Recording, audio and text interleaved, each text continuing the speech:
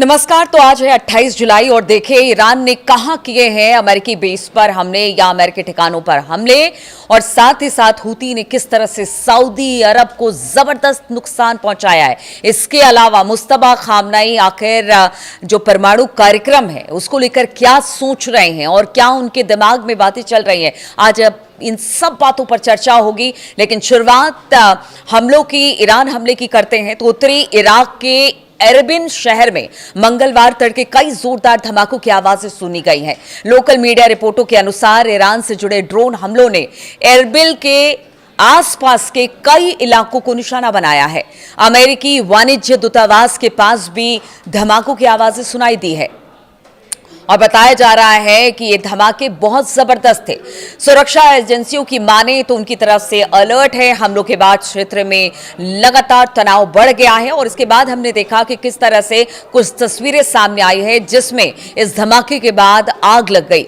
सैन्य गतिविधियां इसके बाद बढ़ने लगी। खबरों के जैसे ही ये खबरें सामने आई है, इस घटनाक्रम ऐसे समय में हुआ है जब अमेरिका और ईरान के बीच कूटनीतिक वार्ता जारी है और अमेरिकी राष्ट्रपति डोनाल्ड ट्रंप ने बातचीत विफल होने पर फिर से सैन्य कार्रवाई की चेतावनी दे दी है। लेकिन इसी बीच ये बड़ा हमला बताया जा रहा है ईरान की तरफ से, जिस तरह से दावे किए जा रहे हैं। हालांकि इन दावों की अभी तक पुष्टि नहीं हुई है। अल जजीरा की माने तो उसके रिपोर्ट के अनुसार उत्तरी इराक के एरबिल के उत्तर पूर्व में स्थित खलीफान और सोरान क्षेत्रों में कम से कम 4 ड्रोन हमले किए गए हैं। सूत्रों का मानना है कि इन ड्रोन हमलों के बाद कई स्थानों में भीषण आग लग गई है। हमलों के बाद सुरक्षा स्थिति को देखते हुए अमेरिकी सैन्य गतिविधियां उस जगह पर बहुत तेज कर दी गई। रात में हमने देखा कि जो तस्वीरें सामने आई है उसमें बताया यह जा रहा है कि वहां पर जो अमेरिकी हेलीकॉप्टर से गश्त बढ़ा दी गई। एरबिल की बात की जाए तो इसके ऊपर 10 से अधिक अमेरिकी लड़ाकू विमानों को इस धमाके के बाद उड़ते हुए देखा गया। साथ ही ड्रोन भी यहां पर उड़ान भर रहा था। यानी स्थिति का जायजा लेते हुए अमेरिका और उनकी सेना देखी गई। हालांकि अमेरिकी अधिकारियों की तरफ से अभी फिलहाल किसी सैन्य कार्रवाई या नुकसान की आधिकारिक पुष्टि इसे लेकर नहीं की गई है और किसी तरह की बात सामने नहीं आई है कि क्या नुकसान हुआ है, क्या दिक्कतें आई हैं, कितना बड़ा धमाका था। यह अमेरिका की तरफ से अभी इस बात की पुष्टि नहीं हुई है। ईरान की सरकारी टीवी यानी IRIB ने इराकी सूत्रों के हवाले से जो दावा किया है उसके अनुसार सुलेमानिया प्रांत के खोरमोर गैस क्षेत्र पर भी हमला हुआ है। गैस प्लांट पर हमला जबरदस्त बताया जा रहा है। रिपोर्ट में यह भी कहा गया है कि अल अनबर प्रांत में एक अमेरिकी ड्रोन को मार गिराया गया है और इसकी तस्वीरें भी अब जो वहां की स्थानीय मीडिया है वो दिखाने की कोशिश कर रही है। और जो ड्रोन मार गिराया गया अमेरिका का, वो हदीथा बांध के पास बताया जा रहा है कि इस ड्रोन को मार गिराया गया है। जो हमला ईरान की तरफ से, ऐसा कहा जा रहा है कि ईरान की तरफ से किया गया, उसमें अमेरिकी ड्रोन के मलबे की तस्वीरें भी दिखाई गई हैं। यह घटनाक्रम ऐसे समय में आया है जब अमेरिका और ईरान के बीच महत्वपूर्ण कूटनीतिक बातचीत हो सकता है आगे बढ़े। 2-3 दिन से बिल्कुल अमेरिका और ईरान के बीच शांति थी, लेकिन हॉर्मुज में अमेरिकी दबाव के बाद, यानी अब जो नाकेबंदी है उसे और कड़ी कर दी गई है। इसके बाद ईरान की तरफ से यह हमला एक तरह से, देखिए ईरान ने अभी तक इस बात की पुष्टि नहीं की हमला उसकी तरफ से हुआ है, लेकिन जो दावे किए जा रहे हैं, ऐसा कहा जा रहा है कि हमला किया गया है जो अमेरिकी ठिकाने हैं वहां पर। तो इसको किस तरह से लिया जाएगा वो तो आगे की बात है। लेकिन अगर अमेरिकी राष्ट्रपति डोनाल्ड ट्रंप की बात की जाए तो सोमवार को एक्सियोस से उन्होंने कहा था कि यदि वार्ता सफल नहीं होती है तो फिर अमेरिका बहुत मजबूत सैन्य कार्रवाई पर लौट सकता है। हालांकि उन्होंने ये भी कहा कि फिलहाल बातचीत को एक और मौका देने के लिए हमले रोके गए हैं। एक्सियोस की रिपोर्ट के अनुसार बातचीत स्ट्रेट ऑफ हॉर्मुज को फिर से सामान्य रूप से खोलना और ईरान के साथ परमाणु समझौते पर बातचीत को आगे बढ़ाना है। इसमें ओमान, कतर, पाकिस्तान, मिस्र जैसे देश मध्यस्थ की भूमिका निभा रहे हैं। अमेरिका की तरफ से विशेष दूत स्टीव विटकॉफ और वरिष्ठ सलाहकार जेरेड कुशनर शामिल बताए जा रहे हैं। हालांकि देखिए अमेरिका की तरफ से धमकी मिल गई कि देखिए बातचीत एक बार और पहल की जा रही है, अगर बातचीत नहीं हुई तो फिर हम हमले के लिए तैयार हैं। लेकिन इधर अगर ईरान की बात की जाए तो वो भी हमेशा कहता रहा है कि आप बातचीत के लिए तैयार हैं तो हम भी बातचीत के तैयार हैं, लेकिन हमारी भी उंगलियां जो हैं वो ट्रिगर के ऊपर है और उस ट्रिगर से हम उंगली नहीं हटाएंगे। यानी दोनों तरफ से थ्रेट भी है और बातचीत की बात भी सामने आ रही है। इधर अगर दूसरी बड़ी खबर की बात की जाए तो एक बड़ा नुकसान सऊदी अरब को हुआ है। यमन के हूथी विद्रोहियों ने सऊदी अरब के तेल इंफ्रास्ट्रक्चर पर जबरदस्त ड्रोन हमला किया है। हूथी ने कहा है कि उन्होंने सोमवार को सऊदी अरब की तेल इंफ्रास्ट्रक्चर पर ड्रोन से हमले किए। यह हमला सऊदी अरब के ड्रोन घुसपैठ के जवाब में किया गया। हूथी विद्रोहियों के सैन्य प्रवक्ता याह्या सरी ने कहा कि कई ड्रोन का इस्तेमाल करके पूर्वी सऊदी अरब से यानबू तक कच्चे तेल की सप्लाई और ट्रांसपोर्ट से जुड़े कई संवेदनशील ठिकानों और जो पॉइंट्स हैं उन पर हमला किया गया है। यानबू वो बंदरगाह है, बंदरगाह का वो शहर है जहां पर खाड़ी देश की ईस्ट वेस्ट पाइपलाइन लाल सागर तक पहुंचती है और कहा यह जाता है कि यहां से जितने तेल निकाले जाते हैं उसे यहां से फिर आगे पाइपलाइन के जरिए भेजा जाता है। तो ये सऊदी अरब के लिए कहीं से अच्छी खबर नहीं है। अगर ये वाकई में डैमेज हुआ है तो ये बड़ा डैमेज कहा जा रहा है बाकी मुल्कों के लिए भी यहां से जहां जहां भी तेल की सप्लाई होती है। वहीं अगर सऊदी रक्षा मंत्रालय की बात की जाए तो सोमवार को उन्होंने कहा कि उनकी सेना ने ईरान समर्थित समूहों द्वारा इराक से पेट्रोलियम सुविधाओं को निशाना बनाने के लिए भेजे गए कई ड्रोन को रोककर नष्ट किया। यानी कि सऊदी अरब ये तो कह रहा है कि ड्रोन को नष्ट किया गया है, लेकिन कितना नुकसान हुआ है इस बात की जानकारी अब तक नहीं मिली है। लेकिन बताया जा रहा है कि जो पाइपलाइन थी जहां से तेल की सप्लाई होती थी लाल सागर तक, उसे अच्छा खासा डैमेज हुआ है। शनिवार की बात की जाए तो अमेरिका और ईरान के बीच हालिया लड़ाई में कुछ समय के लिए रुकावट आई थी, जो कि दोनों पक्षों के बीच 13 दिनों तक चली गोलीबारी के बाद हुई थी। सोशल मीडिया पर जारी एक आधिकारिक बयान के अनुसार सऊदी मंत्रालय ने कहा कि आतंकवादी हमले इराक की जमीन से किए गए थे, यानी इस बार इस्तेमाल किया गया इराक की जमीन को, और उन्होंने कहा कि इन्हें ईरान समर्थित मिलिशिया ने अंजाम दिया है। इस बात को भी सऊदी अरब कह रहा है। रक्षा मंत्रालय ने कहा, यानी कि आप सोचिए कि हूती, इराक और किस तरह से सऊदी अरब को डैमेज किया जा रहा है, क्योंकि सऊदी अरब वो देश है जो लगातार अमेरिका को सपोर्ट करता रहा है। उसकी धरती से अमेरिका हमेशा ऑपरेशन चलाता रहा है और इसी वजह से अब लगातार ये जो पूरा रीजन है उस पर हमले हो रहे हैं। अगर सऊदी अरब की बात की जाए तो अगर उस पर हमले होते हैं तो फिर आप समझिए कि जिस जंग के दायरे को आगे बढ़ाने की ईरान बात कर रहा था, वो जंग का दायरा बढ़ गया है।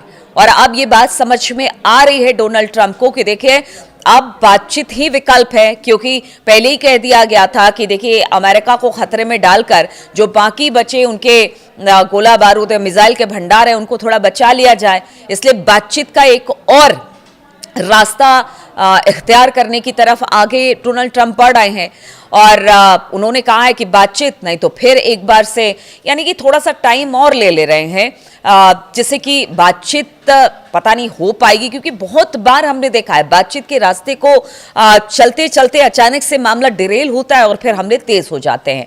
तो अगर सऊदी अरब की बात की जाए तो सऊदी अरब ने कहा कि ड्रोन देश के पूर्वी इलाकों और राजधानी रियाद को निशाना बना रहे थे। सऊदी अरब ने मांग की है कि इराक अपनी जमीन का इस्तेमाल हमले करने के लिए ना होने दे। सऊदी अरब ने इस बात को कहा कि हम इस बात पर जोर देते हैं कि इराकी सरकार अपनी जमीन का इस्तेमाल हमले के लिए होने से रोके और इसके लिए जितना जरूरी कदम हो सके वो इराकी सरकार उठाए। यानी सऊदी अरब ने अब इराक की सरकार को कहा है कि आपकी धरती से अगर हमला हो रहा है तो फिर इसका जवाब दिया जाएगा। हालांकि अभी तो सिर्फ हथियारों को रोकने, जो मिसाइलें वहां से दागी गई या ड्रोन जो वहां से भेजे गए सऊदी अरब, उसको रोकने का तो कोशिश की गई है, लेकिन अगर इसी तरह से हमले जारी रहे तो फिर हमें भी कोई जरूरी और ठोस कदम उठाने पड़ेंगे और इसका जवाब देना पड़ेगा। देखिए अगर बात की जाए इसी महीने की शुरुआत में तो अमेरिका और ईरान के बीच तनाव शुरू हो गया था। इराक में मौजूद ईरान समर्थक सशस्त्र समूहों ने इराक या फिर इस क्षेत्र में किसी हमले की जिम्मेदारी अब तक नहीं ली है। सऊदी अरब और खाड़ी के अन्य देशों ने संघर्ष की शुरुआती दौर में इराक में ईरान समर्थक मिलिशिया पर अपनी जमीन को निशाना बनाकर कई हमले करने का आरोप लगाया था और यह ताजा घटना ऐसे समय में हुआ है जब हाल के दिनों में सऊदी अरब पर यमन के ईरान समर्थित हूती ने हमले किए हैं। हूतियों ने सऊदी अरब के बंदरगाहों पर नौसैनिक नाकेबंदी लागू करने की भी घोषणा की है। ईरान के, और देखिए ईरान की तरफ से ये कहा जा रहा है कि ये सब ईरान के उकसावे के तौर पर हो रहा है। तो यानी कि इराक की धरती का भी इस्तेमाल हो रहा है, हुती भी लगातार सऊदी अरब पर हमला कर रहा है। और देखिए इसका सबसे बड़ा कारण यही है कि अमेरिका जहां जहां जिन जिन देशों से अपने ऑपरेशन को अंजाम देता है उन सब जगहों को अब टारगेट किया जा रहा है। और कल मैंने बताया भी था कि हिजबुल्लाह का समर्थन मुस्तफा खामनेई ने भी कर दिया है। तो हिजबुल्लाह, हमास, हुती सब मिलकर लगातार इस रीजन में हमले कर रहे हैं। और ये चीज अब अमेरिका को समझ में आ रही है कि देखिए अगर इस तरह से अगर चौतरफा हमले अलग अलग जगहों पर होंगे तो फिर कैसे युद्ध खत्म होगा। इसी बीच ईरान के सर्वोच्च नेता अयतुल्लाह अली खामनेई की मौत के बाद तेहरान की सत्ता मुस्तफा ने संभाली और मुस्तफा ने एक संकेत अब दे दिया है। देखिए अयतुल्लाह अली खामनेई नहीं चाहते थे कि किसी तरह का परमाणु कार्यक्रम उनके यहाँ हो या फिर वो परमाणु बम बनाने या परमाणु हथियार के फेवर में कभी नहीं थे। लेकिन मुस्तफा खामनेई कहा जा रहा है कि उनसे बिल्कुल अलग है। वो चाहते हैं, यानी मुस्तफा खामनेई चाहते हैं कि परमाणु जो बम है या परमाणु हथियार है उससे लैस ईरान हो। और ये दावा किया जा रहा है अमेरिकी खुफिया रिपोर्ट के मुताबिक, उनका कहना है कि मुस्तफा खामनेई अपने पिता की तुलना में ईरान को परमाणु हथियारों से लैस करने की अधिक हिमायती दिखाई देते हैं। और पीछे जो हमने देखा कि एक रिजीम चेंज की बात हो रही थी, अमेरिका को भी लगा, इजराइल को भी लगा कि रिजीम चेंज करने के बाद सब कुछ खत्म हो जाएगा, ईरान पर उनकी सत्ता होगी या फिर वो अपने हिसाब से ईरान को चला सकते हैं। लेकिन ऐसा हुआ नहीं। तो आप समझिए कि अगर मुस्तफा खामनेई की ये बातें सामने आ रही कि वो चाहते हैं कि परमाणु हथियारों से वो लैस हो, और जो आक्रामकता उन्होंने अमेरिका के खिलाफ या इजराइल के खिलाफ अब तक दिखाई है और अब तक इस युद्ध में वो सस्टेन कर रहे हैं, तो कहीं ना कहीं वो इस बात के भी पक्षधर हैं कि क्यों ना ईरान को परमाणु बम बना लेना चाहिए, क्यों ना परमाणु हथियार बना लेना चाहिए। मुस्तफा खामनेई ने सार्वजनिक रूप से कभी ये बात नहीं कही कि परमाणु हथियार बनाने की वो हिमायती है, लेकिन खुफिया आंकलन और ये संकेत देते हैं कि उनकी मंशा अपने पिता से कहीं ज्यादा आक्रामक है। हालांकि अमेरिकी अधिकारियों ने यह भी साफ किया कि मुस्तफा के विचारों को लेकर जो खुफिया जानकारियां मिल रही है उनमें से ज्यादातर युद्ध शुरू होने से पहले की है।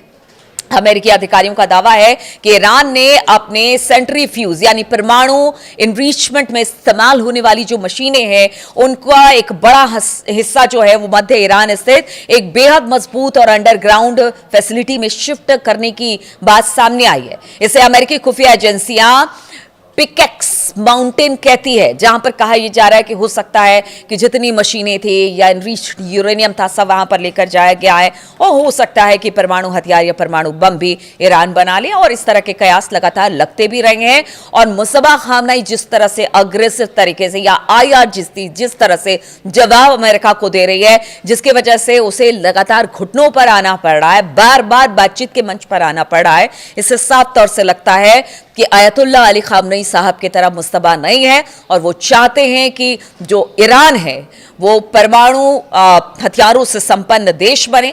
हालांकि देखिए अभी तो इस बात को कहना सही नहीं है, लेकिन जो अमेरिकी खुफिया एजेंसी जो बात कर रही है उसमें वो दावा कर रही है कि हो सकता है कि ईरान बहुत जल्द इस पर काम भी शुरू कर दे या काम कर रहा हो या बहुत जल्दी डिक्लेयर भी कर दे। ये तो बहुत दिन से सुन रहे हैं, खैर इस बात को रहने देते हैं। लेकिन मुस्तफा के अग्रेशन को सब जानते हैं कि आज जिस स्थिति में अमेरिका है ना, उस स्थिति में अगर मुस्तफा खामनेई या फिर आईआरजीसी नहीं होती तो शायद अब तक अमेरिका और इजराइल ईरान पर कब्जा कर लेता।